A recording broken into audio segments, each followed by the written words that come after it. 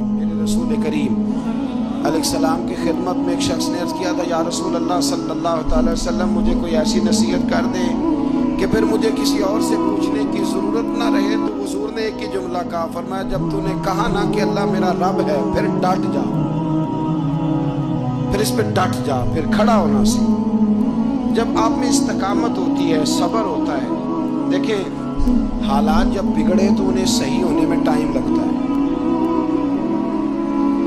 कि फ़ौरन ठीक हो जाते हैं। आप बीमार हो गए, तकलीफ़ हुई, कोई आपको बीमारी लग गई, आप डॉक्टर साहब के पास गए, उन्होंने आपको देखा, ट्रीटमेंट की, फिर दवाइयाँ लिखी, फिर उन्होंने आपको कहा कि आपको 1 हफ़्ता या 1.5 हफ़्ता दवाई खानी है। ये एक शरबत की शीशी है, ये एक बोतल है, ये एक सिरप है, 1 चम्मच सुबह, 1 शाम, और पूरा हफ्ता आपने इस्तेमाल करना है। अब आप तो कह रहे थे कि मैंने अभी ठीक होना है घंटे के बाद, तो सारा ना पी लूँ, सिरप सारा ना पी लूँ अभी, और 1.5 हफ्ते की दवाई अभी ना खा लूँ, थोड़ी थोड़ी करके भी तो खानी है ना, सारी इकट्ठी ना खा लूँ, हो जाएंगे ठीक? क्या ख्याल है आपका? नहीं होंगे। क्यों? इसलिए कि जिस तरतीब से डॉक्टर ने आपको बतलाया है, आपका वजूद उसी तरतीब से उसे कबूल करेगा। आपका जो वो मर्ज है वो उसी तरतीब से बेहतर होगा जिस तरतीब से डॉक्टर ने, तबीब ने, हकीम ने आपको बतलाया है। उसी मुरतब तरतीब से आपने उसको दवा को इस्तेमाल करना है, तो उसी तरतीब से वो सारे मामलात ठीक होंगे। अब आपका तो मंशा था कि मैंने सवेरे फ़ौरन उठना है और मैंने दवा खानी है, तो मैंने फटाफट ठीक हो जाना है। तो भाई ये आपकी मंशा तो है, लेकिन हिकमत का तकादा ये नहीं है। हिकमत का तकादा ये है कि आपको 1 गोली खानी है, 1 चम्मच सिरप का पीना है, आपको मुनासिब परहेज़ करना है, उसके बाद जाके आपकी तबीयत ठीक होगी। लेकिन अगर आपका ये प्रोग्राम बन गया है कि नहीं मैंने तो शाम को ही ठीक होना है, तो ये मुमकिन है नहीं है। इसके लिए आपको ज़हनी तौर पर तैयार होना चाहिए। आपको समझना चाहिए कि बहुत सारी चीज़ें ऐसी होती हैं जिन्हें वक्त देना पड़ता है, बहुत सारे हालात ऐसे होते हैं जिन्हें टाइम देना पड़ता है। वो अपने वक्त पर जाके चीज़ें दुरुस्त हो जाती हैं। लेकिन हम चाहते हैं कि हम अभी करें, सवेरे करें, शाम करें। वो कई दफ़ा सही करने की बजाय माहौल को हम ख़राब कर लेते हैं। उन्हें वक्त दें, उन्हें टाइम दें, उन्हें मौका दें। मेरे रसूल करीम सल्लल्लाहु ताला अलैहि वसल्लम हिजरत से चंद दिन पहले ना खाना काबा को अंदर से देखने का दिल किया मेरे नबी पाक। क्या मुझे मक्का छोड़ के मदीना तैयबा जाना है तो मैं ज़रा काबा मौज़मा के अंदर से ज़ियारत कर लूँ। उस्मान बिन तलहा एक शख्स था जो कलीद बरदार था, जिसके पास खाना काबा की चाबी होती। हुज़ूर सल्लल्लाहु ताला अलैहि वसल्लम ने उससे कहा कि भाई चाबी ज़रा दे दो, मैं खाना काबा के अंदर से ज़ियारत करना चाहता हूँ। कहने लगा कोई और होता तो मैं दे देता, आपको नहीं दूंगा। माअज़ल्लाह सुम्मा माअज़ल्लाह। मेरे रसूल पाक की बात ना सितारे भी मानते हैं, चाँद भी मानता है, सूरज भी मानता है। हुज़ूर अगर सूरज को कहना वापस आ, हज़रत अली ने नमाज़ पढ़ दिया तो वो आ जाता है। और अगर हुज़ूर फरमा दे चाँद को 2 टुकड़े हो जा तो वो 2 टुकड़े हो जाता है। सूरज भी बात मानता है, चाँद भी बात मानता है। ये सारे मेरे रसूल करीम अलैहिस्सलाम के ग़ुलाम हैं। जहाँ जहाँ तक रब करीम की खुदाई है, वहाँ मेरे हबीब की मुस्तफ़ाई है। हुज़ूर वहीं चाहते ना वहीं चाहते। तो हज़रत उमर अगर हुक्म दें तो ज़मीन तेल वापस करती है, तो हुज़ूर हुक्म देते तो वो काफर अंदर धंसा लेती ज़मीन, सारा काम उसी वक़्त हो जाता। लेकिन हुज़ूर ने क्या फरमाया? जब उस्मान बिन तलहा ने कहा ना कि आपको चाबी नहीं मिलेगी, अल्लाह के रसूल ने फरमाया उस्मान एक वक्त आएगा जब ये चाबी तुझसे मैं लूँगा और जिसको मेरा दिल करेगा मैं उसे दूँगा। एक वक्त आएगा कि ये मैं तुझसे लूँगा और फिर जिसको मेरा दिल चाहेगा मैं उसको वो चाबी दूँगा। मेरे नबी करीम रऊफ़ रहीम सैयद आलम सल्लल्लाहु अलैहि वसल्लम ने वक्त दिया। कितना वक्त लगा? 2 दिन, 4 दिन, 5 दिन, 10 साल लग गए। हुज़ूर ने मक्का को फतह किया, हुज़ूर तशरीफ़ लाए। वही चाबी उस्मान बिन तलहा के पास थी। महबूब करीम ने बुत तोड़ने थे, काबा को उनसे पाक करना था। फरमाया लाओ ना चाबी किधर है? عثمان کہتے ہیں حضور نے تو بات نہیں جتلائی، پر مجھے وہ لفظ یاد تھے کہ عثمان ایک وقت آئے گا، ایک سمجھیے گا بات کو، ایک وقت آئے گا جب چابی میں لوں گا اور پھر جس کو میرا دل کرے گا میں اسے، پھر وقت آ گیا، پھر حضور نے چابی لے لی، پھر نبی پاک نے بت توڑے، اور قربان جاؤں مدینے والے محبوب کے طریقے پر فدا ہو جائیں حضور علیہ السلام کے کمال درگزر پر۔ جب حضور فارغ ہوئے نا بیت اللہ کو صاف کر کے تو فرمایا کدھر ہے ابھی عثمان بن طلحہ؟ وہ آئے تو حضور فرمانے لگے یہ چابی پہلے تیری خاندانی وراثت تھی، پھر میں نے اپنے وعدے کے مطابق لے لی، اب میں تمہیں واپس کر رہا ہوں، اب یہ چابی میں تمہیں واپس کر رہا ہوں، میں یہ چابی میں تمہیں دے رہا ہوں، لہذا اب تیری نسل سے بھی قیامت تک کوئی نہیں لے گا، میں تمہیں یہ چابی دے رہا ہوں۔ تو بھائی وقت کا انتظار کریں۔ اور عثمان بن طلحہ کہتے ہیں میں نے حضور کا یہ کمال کرم دیکھا تو میں کلمہ ہی پڑھ گیا، میں مسلمان ہی ہو گیا۔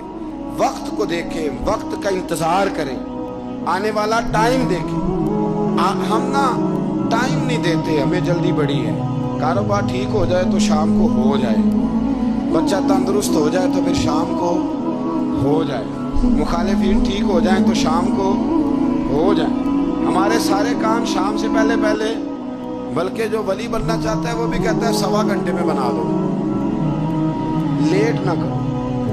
مگر بہت سارے تو کہتے ہیں کہ ایک نظر کریں، میں نے کہا آپ کوئی عمل بھی کریں نا، آپ تھوڑی محنت بھی کریں نا، کہتے ہیں ایک نظر کریں۔ ہمارے درویش کہا کرتے تھے کہ آج کل مرید کہتے ہیں نہ نماز پڑھاؤ، نہ روزہ رکھاؤ، نہ وظیفہ کراؤ، نہ کوئی اور کام کراؤ، سانو ایویں ہی بخشاؤ۔ تو بھئی اللہ نے خود 5 نمازیں فرض کی، رمضان کے روزے فرض کیے، زکوٰۃ فرض۔ تو جب اللہ نے ذمہ داریاں لگائی ہیں تو پھر کون ہے جو بغیر ذمہ داریوں کے آگے جائے؟ تو اپنی زندگی میں چیزوں کو سمجھے، غور کریں، وقت آپ کو دینا ہے، اور جب آپ وقت دیتے ہیں تو بہت سارے معاملات ٹھیک ہو جاتے ہیں۔ حضرت عمار بن یاسر بڑا شروع میں کلمہ پڑھا، ان لوگوں نے بڑی تکلیفیں اٹھائیں جنہوں نے آغاز اسلام میں کلمہ پڑھا، حالات اور طرح کے، میرے حضور کو بڑی اذیتیں دی جاتی تھی۔ ابو لہب، عقبہ بن ابی معیط، یہ حضور کے 2 ہمسائے تھے، کچھ نفسیاتی تکلیفیں لوگ دیتے ہیں، ذہنی طور پر پریشان کرتے ہیں، مزاج ہوتا ہے۔ وہ دونوں کیا کرتے تھے، وہ سارا اپنے گھر کا کوڑا کرکٹ لا کے حضور کے دروازے پر پھینک جاتے ہیں۔ تو نبی کریم صلی اللہ تعالی وسلم فرماتے تھے کیا خوبصورت حق ہمسائیگی ادا کرتے ہو، کیا اچھا تم حق ہمسائیگی۔ اور دونوں طرف کے ہمسائے تکلیف دیتے، اذیت دیتے، حضور کو پریشان کرتے۔ حضرت عبداللہ ابن مبارک رحمۃ اللہ علیہ کا ہمسایہ بھی اسی طرح کرتا تھا، وہ اپنے گھر کا سارا گند کچرا اٹھا کے آپ کے گھر میں پھینک دیتا، 1 دن بھی پھینکا، 2 دن بھی پھینکا، 3 دن بھی پھینکا، 4 دن بھی پھینکا، 5 دن بھی پھینکا، مہینوں بیت گئے۔ ایک دن کہنے لگا میں روز کچرا پھینکتا ہوں، خود ہی کہنے لگا آپ کو تکلیف نہیں ہوتی؟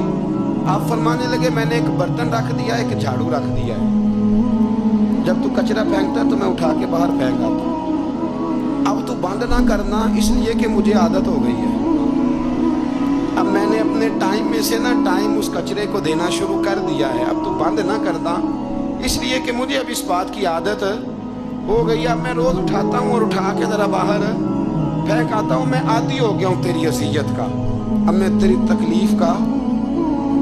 آپ میں سے بہت سارے لوگ شہروں کے رہنے والے ہیں، ہمارے دیہاتوں میں یہ ہوتا تھا کہ کسی بوڑھے بابے کو نا بچے چھیڑتے تھے، کبھی کبھی غلط کرتے تھے، ایسا کرنا نہیں چاہیے، لیکن بزرگ کو چھیڑتے تھے، تنگ کرتے تھے، کبھی وہ بچے نہ چھیڑتے تھے تو بزرگ خود کہتے تھے کہاں مر گئے آج سارے۔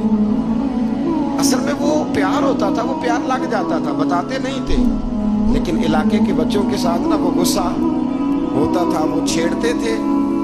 لیکن نا کئی دفعہ کوئی بندہ دشمنی کرتا ہے تو بندے کو اللہ کے قریب کر دیتا ہے، سجدے کا ذوق بڑھ جاتا ہے، عبادت کا مزاج بڑھ جاتا ہے، انسان کی طبیعت کے اندر خاص قرب آتا ہے۔ حضرت عمار بن یاسر رضی اللہ تعالیٰ عنہ فرماتے ہیں کہ بڑی تکلیف دیتے۔ حضرت عمار بن یاسر رضی اللہ تعالیٰ عنہ کی جو والدہ ہیں وہ اسلام کی پہلی شہیدہ ہیں، حضرت سمیہ ان کا نام تھا، اسلام کی پہلی شہیدہ۔ ان کے زیر ناف ابو جہل نے نیزہ مار کے انہیں شہید کر دیا۔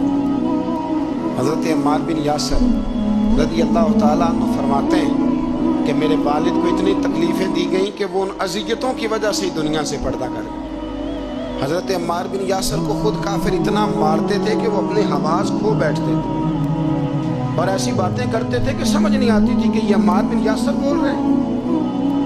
اتنی سخت اذیت دیتے، اتنی سخت دکھ قبول محمد بخشا، راضی رہن پیارے، دکھ قبول محمد بخشا، بس راضی رہن۔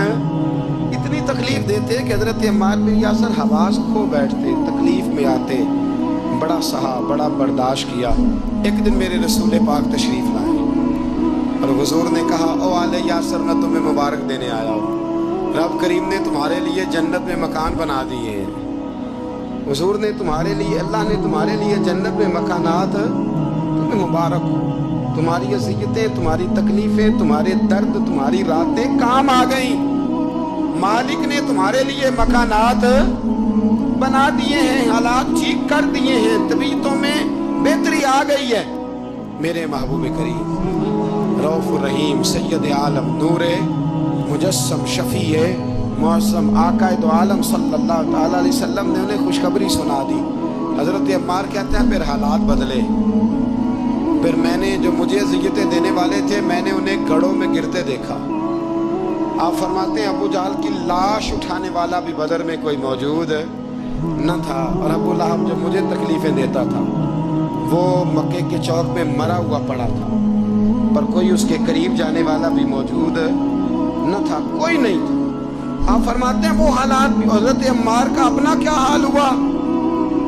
حضرت خالد بن ولید رضی اللہ تعالیٰ عنہ بڑے بہادر ہیں۔ حضور نے فرمایا یہ اللہ کی تلوار ہے، یہ اللہ کی، بڑے بہادر تھے، بڑے شیر دل تھے۔ فرماتے ہیں کبھی معذرت نہیں کرنی پڑی، کبھی جھکنا نہیں پڑا، کبھی کسی کی منت نہیں کی۔ اللہ نے طاقت اتنی عطا فرمائی تھی، ہمت، حوصلہ، صبر، استقامت اتنا دیا، کبھی کسی جگہ پشت نہیں لگی۔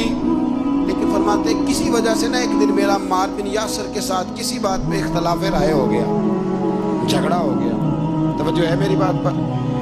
فرماتے ہیں جھگڑا ہو گیا۔ ہمارا پتہ حال کیا ہے؟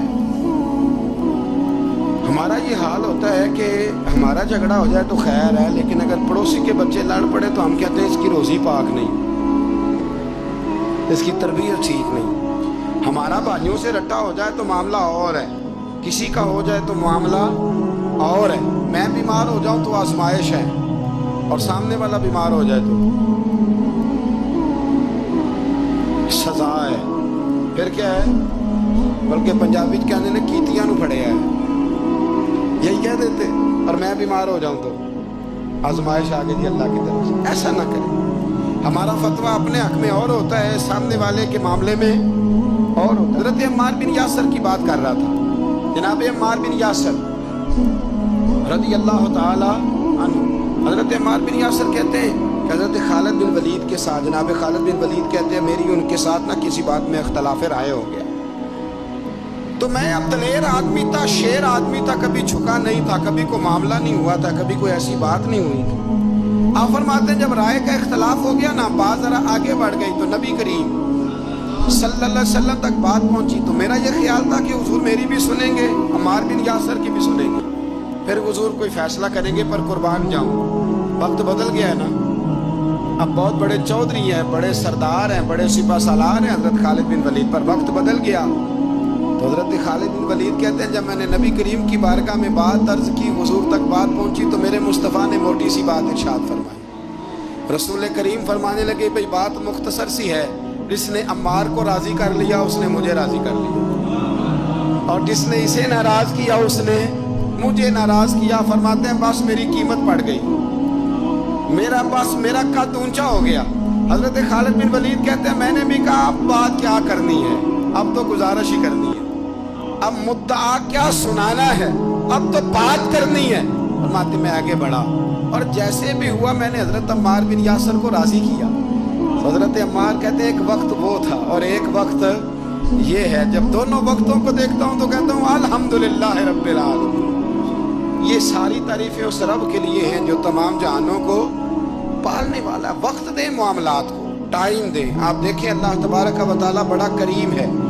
وقت کے ساتھ جب چیزیں تبدیل ہوتی ہیں اپنے ٹائم کے. حضرت بلال حبشی رضی اللہ تعالیٰ, بڑا مشکل نہیں, اکیلا آدمی, غریب آدمی, مکے کے سارے سرداروں کے قابو آ گیا.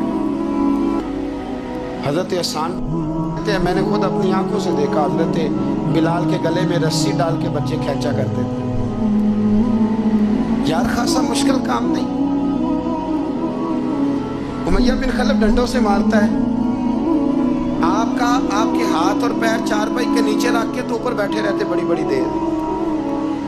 بڑی تکلیف نہیں, بڑی اذیت نہیں. لیکن حضرت بلال حبشی فرماتے پھر میں نے وہ سارے دکھ مٹتے دیکھے.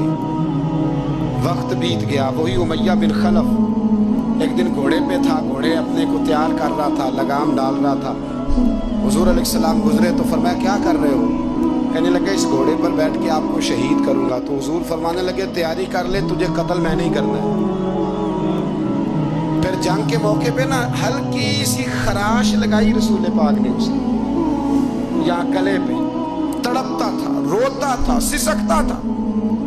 لوگ کہتے تھے امیہ کیا ہو گیا, اتنا سیانہ بندہ یہ کیا کرتا ہے؟ تو کہنے لگا تمہیں پتہ نہیں مجھے تکلیف کتنی ہے. ضرب تو چھوٹی ہے پر تمہیں پتہ نہیں لگائی کس نے ہے. تو چھوٹی پر تمہیں خبر نہیں کہ لگائی کس نے ہے, کس نے یہ ضرب لگا دی ہے. پھر تڑپ کر سسک کر مرا. حالات بدل جاتے ہیں, حالات میں تبدیلیاں آ جاتی ہیں. ہم وقت نہیں دینا چاہتے. ہمارے اندر جو حوصلے کی کمزوری ہوتی ہے, ہمارے اندر جو وہ ایک بہت بڑا معاملہ ہوتا ہے کہ کسی بھی طریقے سے یہ معاملہ ختم ہو, کسی بھی طریقے سے شفا ہو, جلد از جلد ہم اس بات سے نکلیں, تو یہ بات ہماری درست نہیں ہے. ہمیں وقت دینا چاہیے. حضرت سیدنا عاصم بن ثابت بن قیس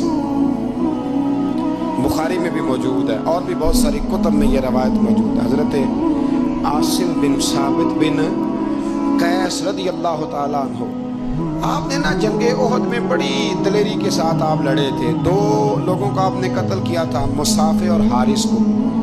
ان کی والدہ سلافہ بنت سعد, سلافہ بنت سعد بڑی مالدار عورت تھی, بڑی تیز تھی. اس نے قسم کھائی تھی کہ میرے 2 بیٹے چونکہ حضرت عاصم بن ثابت نے قتل کر دیے, اس نے قسم کھائی تھی کہ میں نا معاذ اللہ انہیں قتل کراؤں گی اور ان کی گردن اترواؤں گی اور ان کی کھوپڑی میں شراب بھر کے پیوں. جملے بولنے والے کئی دفعہ بڑا ہی بول جاتے ہیں. حضرت عاصم بن ثابت بن قیس رضی اللہ عنہ, سلافہ بن سعد کہنے لگی کہ میرے بیٹے چونکہ انہوں نے قتل کیے تو 100 اونٹ دوں گی جو انہیں شہید کرے گا, اور پھر میں معاذ اللہ ان کی گردن اتروا کے کھوپڑی کے اندر شراب بھر کے پیوں گی. حضرت عاصم بن ثابت بڑے بہادر تھے, قابو نہ آ سکے. کافروں نے ایک چال چلی کہ مدینے سے کچھ مبلغ مانگے تبلیغ کرنے کے لیے. بطور مبلغ کو مانگا لیکن رستے میں بددیانتی کی, جھوٹ بولا, ظلم کیا, انہیں گرفتار کیا, اور گرفتار کر کے معاذ اللہ تعالیٰ انہیں بیچنا چاہا. حضرت عاصم بن ثابت کہنے لگے میں میدان کا آدمی ہوں, میں قید ہونے سے لڑائی کرنے کو بہتر سمجھتا ہوں. میں کفار کا قیدی ہونے سے شہید ہونے کو فضیلت دوں گا. تلوار نکال لی, لیزے نکال لیے, لڑنے لگے. اب اکیلا آدمی اور سامنے درجنوں بیسیوں لڑنے والے, سب کا رخ جب انہی کی طرف ہوا, تو حضرت عاصم بن ثابت بن قیس رضی اللہ تعالیٰ عنہ سمجھنے لگے اب شہید ہو جاؤں گا. تو آپ نے ایک دعا مانگی, کہنے لگے اے اللہ میرے بدن کی حفاظت کرنا, اے اللہ میرے وجود کی حفاظت کرنا. گویا میری لاش کی یہ بے حرمتی نہ کرے, اللہ حفاظت کرنا. شہید کر دیے گئے.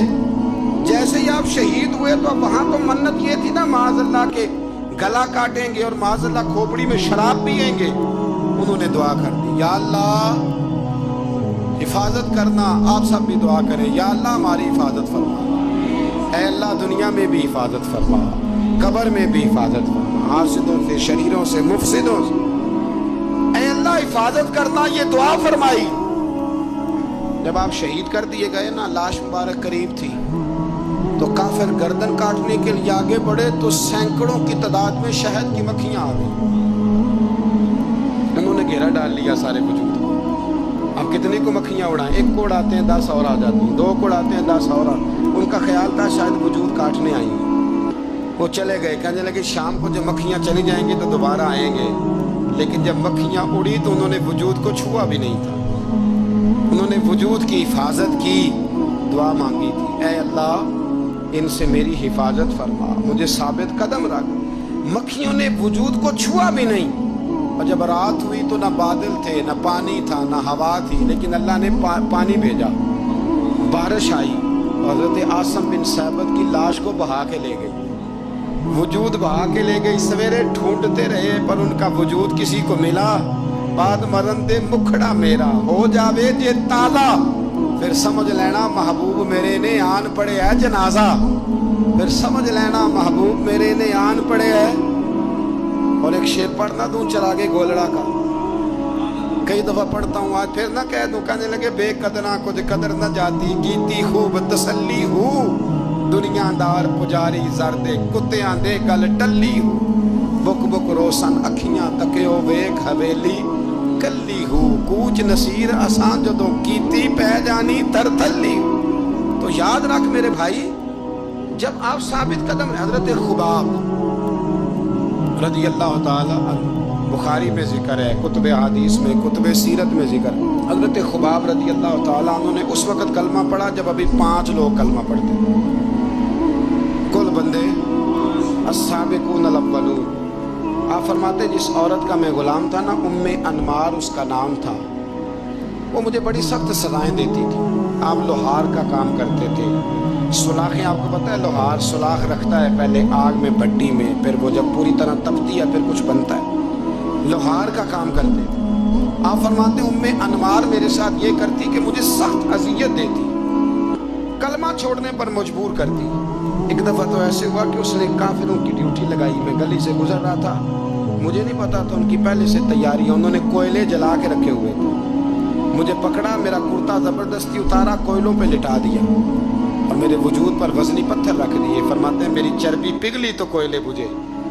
یہ شہادت گاہ الفت میں قدم رکھنا، لوگ آسان سمجھتے ہیں مسلمان ہونا، زخم پہ زخم کھا کے جی، خون جگر کے گھونٹ پی، آہ نہ کر لبوں کو سی، یہ عشق ہے کوئی دل لگی نہیں، اس میں بڑی برداشت کرنی پڑتی ہے۔ آپ فرماتے ہیں کہ حضور علیہ السلام نہ خانہ کعبہ کی دیوار کے ساتھ ٹیک لگائے بیٹھے تھے، میں ایک دن حاضر، مجھے بڑی تکلیف دیتے تھے، کہتے ہیں جب میں کام کر رہا ہوتا تھا تو میری مالکن آتی تو وہ نکال کے نا سلاخ تو میرے سر پہ رکھ دیتی، میرا سارا وجود زخمی تھا۔ حضور خانہ کعبہ کی دیوار سے ٹیک لگائے بیٹھے تھے، میں حاضر ہوا تو محبوب کریم بھی اٹھے، تو حضور علیہ السلام سے میں نے عرض کی حضور دیکھیں مجھے کتنی تکلیف دی جاتی، تو ابھی فرمانے لگے بس اتنی، بس اتنی، اور میں تم سے پہلے لوگوں کے سروں پر آرے رکھ کے 2 حصوں میں چیر دیا جاتا تھا، لوہے کی کنگھیوں سے ان کے وجود ادھیڑ دیے جاتے تھے، پر وہ سی نہیں کرتے تھے، اف نہیں کرتے تھے، میں خبردار بس اتنی۔ اور پھر میرے حضور نے ہاتھ اٹھائے، کہا اے اللہ خباب کی مدد فرما، اے اللہ خباب کی، اتنے لفظ ادا کی۔ حضرت خباب کہتے ہیں پھر میں نے وقت کو وقت دیا، پھر میں نے حالات کو وقت دیا، پھر میں نے اپنے محبوب کی دعا کو قبول ہوتے دیکھا۔ فرماتے ہیں وہ میری مالکن جو مجھے تکلیف دیتی تھی، اذیت دیتی تھی، پھر اس کا حال یہ تھا کہ اس کے سر میں درد اٹھا، اور جس طرح کتا چیختا ہے جب اسے مارا جاتا ہے تو وہ چلاتا ہے، اس طرح وہ آوازیں نکالتی۔ پھر وہ بہت بڑے طبیب کے پاس گئی تو اسے کسی نے کہا کہ لوہے کی سلاخوں سے اپنے سر کو دگوایا کر، داغ دیا کر، اسے چلایا کر جگہ جگہ سے تاکہ تیرے اندر کا درد ختم ہو۔ تو آپ فرماتے ہیں پھر لوگوں میں نے صبر اور استقامت کا رزلٹ دیکھا کہ وہ جو مجھے بطور سزا میرے سر پہ سلاخیں رکھتی تھی، پھر وہ بطور دوائی منگانے لگی، میں سلاخ گرم کر کے لاتا اس کے سر پہ رکھتا، فرماتے ہیں پھر اسے سکون ہوتا، پھر وہ تڑپتی، اور چونکہ مجھے تو وقت یاد تھا نا، کہتے ہیں لیکن میں مصطفیٰ کریم کا کلمہ پڑھتا تھا، میں نے کبھی دوبارہ پلٹ کر اسے یہ بات یاد نہ کریں. آپ وقت دیں, ماحول کو ٹائم دیں. آپ دیکھیں, ہاں یہ ضرور دیکھ لیں کہ آپ کے ضمیر کے اندر کوئی ایسی بات تو نہیں, کوئی ایسا معاملہ تو نہیں کہ جہاں آپ غلط ہیں. اور اگر ایسا نہیں پھر آپ وقت دیں. آنے والے اسباب کو ہم نہ, بڑی جلدی ہے ہمیں. دعا کرائی ہے تو آج شام تک مسئلہ ٹھیک ہونا چاہیے. دعائی کھائی ہے تو طبیعت شام تک ٹھیک ہونی چاہیے. اگر ہم راہ حق کے مسافر ہیں تو شام کو ہمیں قرب الہی مل چکا ہو, حضور کی بارگاہ کے ہم حضوری ہو چکے ہیں. ایسا نہیں ہے. آپ وقت دیں, سفر کو جاری رکھیں, تسلسل کے ساتھ سفر کریں. سفر کے لیے جتنے اسباب کی ضرورت ہے وہ سارے اکٹھے کریں, محنت پوری کریں, جد و جہد پوری کریں, ہمت پوری کریں. لیکن پھر نتیجہ اپنے رب کریم پہ چھوڑ دیں. پھر رزلٹ اپنے اللہ. کئی دفعہ ہماری چاہت اور ہوتی ہے اور اللہ کی حکمت اور ہوتی. اللہ کی حکمتوں پر بہت ساری چیزوں کو چھوڑیں. یہ کامل مومن کی نشانیاں قرآن مجید سورہ انفال میں بیان. ہم نہ بعض ایسی چیزوں کا آہستہ آہستہ شکار ہوتے جا رہے ہیں جن میں ہمیں انتہائی زیادہ سمجھداری کی ضرورت ہے, معاملہ فہمی کی ضرورت. بندہ مومن کیا ہوتا ہے, اس کی علامتیں ہوتی ہیں, اس کی شانیں ہوتی ہیں. مومن کا ایک اپنا وقار ہوتا ہے, اس کی اپنی ایک الگ وزاداری ہوتی ہے, اس کا ایک اپنا اللہ تبارک و تعالیٰ نے سٹیٹس بنایا ہوتا ہے. ہمیں اپنا معیار قائم کرنا چاہیے, اور معیار وہ قلب سے قائم ہوگا, وہ روح سے قائم ہوگا, وہ باطن سے قائم ہوگا. بندہ مومن کا مقام سب سے پہلے اسے خود پتا ہونا چاہیے کہ میرا توکل کتنا مضبوط. اسے خود پتا ہونا چاہیے. مجھے نہیں پتا آپ میں سے فجر کس نے پڑھی ہے, مجھے تو اپنا پتا ہے. یہ ہمیں خود پتا ہونا چاہیے کہ ہمارا معیار کیا ہے نماز کے معاملے. میں نہیں جانتا آپ کی جیبوں میں کتنا ہے اور آپ کتنا اللہ کی راہ میں خرچ کرتے ہیں. یہ بندے کا رب سے رشتہ ہے, یہ آپ جانے, آپ کا خدا جانے, میں جانوں, میرا رب جانے. اللہ کی ذات پر بھروسہ کتنا ہے, یہ لوگوں سے نہ پوچھتے پھرے, لوگوں کو نہ بتاتے پھرے. یہ تو دل کا معاملہ, اپنے آپ سے پوچھیں, اپنے آپ کو خود اپنے سامنے کھڑا کریں, اپنا حساب خود کریں, اپنے سے کبھی کبھی سوال و جواب کریں, اپنے سے گفتگو کریں. پر کیا کریں, ہم ساری زندگی اپنا دنیاوی معیار ہی ٹھیک کرتے رہے, اپنے پیسوں کا حساب ہی لگاتے رہے. گھر, مکان, گاڑی, سٹیٹس, آنا جانا, سلام دعا کتنی ہے. یہ ساری چیزیں جن لوگوں کی مضبوط ہیں, نیند ان کی کچی ہے. دنیاوی سٹیٹس جتنا لوگوں کا مضبوط ہے, سوچیں ان کی ٹوٹی ہوئی ہے, نظریات بکھرے ہوئے ہیں, لفظوں اور جملوں میں کمزوری ہے. باتیں جو ہیں وہ محسوس ہوتا ہے کہ ابھی تک یہ بندہ اطمینان ہی نہیں حاصل کر سکا زندگی میں, ابھی تک کوئی گفتگو پکی نہیں, کسی بات میں وزن نہیں, کسی جگہ ٹھہراؤ نہیں. کب ہوگا؟ رب کہتا ہے پہلے اپنے دل سے پوچھ. یہ ادھر ادھر کی باتوں سے تو ڈرتا ہے, یہ رب سے کتنا ڈرتا ہے. پتہ ہے نبی پاک علیہ السلام کے صحابہ کا سٹیٹس کیا تھا, معیار کیا تھا رب سے ڈرنے کا؟ دو چیزیں ایمان کو مضبوط کرتی ہیں, ایک رب سے ڈرنا, ایک اس کی رحمت کی امید رکھنا. اللہ تعالیٰ کی رحمت کی امید بھی رج کے رکھنی ہے, اور اس سے ڈرنا ہے تو پھر بھی ذرا صحیح کر کے ڈرنا ہے, کچا پکا نہیں ڈرنا. ڈرنے کی کہانی نہیں بنانی کہ ہو جی اللہ سے ڈر لگتا ہے, وہ ڈرنا ہے. اس ڈرنے سے مطلب ہو کہ اعمال سنورے, اخلاق کردار کے معاملے میں انسان مضبوط ہو جائے, دیانتدار ہو جائے, سچائی والا ہو جائے, صبر و تحمل والا ہو جائے. امید بھی رج کے رکھنی ہے, ڈرنا بھی رج کے ہے. دعا کرتا ہوں اللہ کے حضور اللہ ہمیں سمجھنے کی توفیق عطا فرمائے. آخر دعوانا الحمدللہ.